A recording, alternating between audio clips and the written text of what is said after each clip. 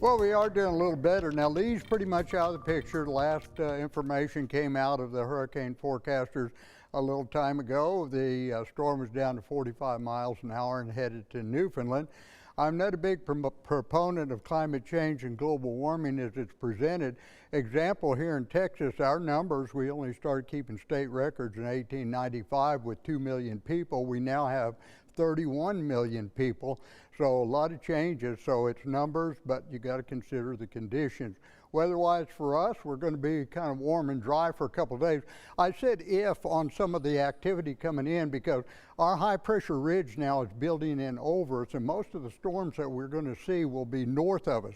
But if we catch the tail end of them, Tuesday into Wednesday, we may get a little bit of activity mainly in the north part of our viewing area, but it doesn't amount to much. Next change comes about next weekend, probably about Saturday, Sunday. A little more substantial front makes its way down into the state, but I think before we get back to something substantial, about 25th, 26th of September, we'll have a system then. Right now, everything's very, very quiet, and it's going to pretty much stay that way. Not much to show you. We had a little high-level cirrus and a few low clouds today, so the cirrus was near us, and we may start to get stratus coming at us as we go to a southerly flow. Temperatures right now are in the 70s across the area, generally mid-70s. Waco is down to 68, good radiational cooling there. We'll drop into 60s tonight across the area.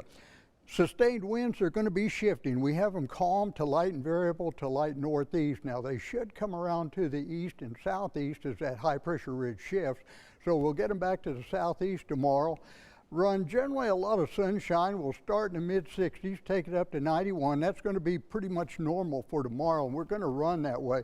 Here's the ifs. Now, these storms will be north of us, so we may just catch a little bit of the southern portion of them.